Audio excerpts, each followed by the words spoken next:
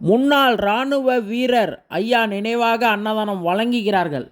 ஐயாவோட குடும்பத்தின் மக்களே, இன்னைக்கு யார் அன்னதானம் வடை பாயசத்தோட 75 பேருக்கு வழங்குறாங்கன்னு பார்த்தீங்கன்னா, திருவாரூர் ஜிஹெச் நுழைவாயுவில் தான் இந்த அன்னதானத்தை வழங்கியிருக்காங்க. முன்னாள் இராணுவ வீரர் ஐயா சுப்பிரமணியன் நினைவாக அவங்க குடும்பத்தினர், ஐயாவோட குடும்பத்தினர் அன்னதானம் வழங்கியிருக்காங்க இத்தனை பேருக்கு. மக்களே, மக்கள் தொண்டே மகேசன் தொண்டு.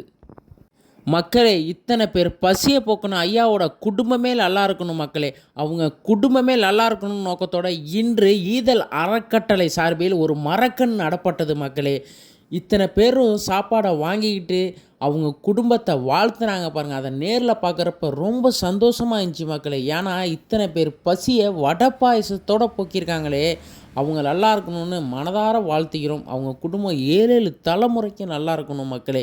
ஈதல் அறக்கட்டளை இன்று ரொம்ப ஒரு சந்தோஷமாக இருக்குது மக்களே. ஈதல் அறக்கட்டளை மூலியமாக அவங்க குடும்பமே நல்லா இருக்கணும்னு ஒரு மரக்கன்று நட்டோம். இத்தனை பேர் பசியை போக்குன்னு அவங்க நல்லா இருக்கணும்.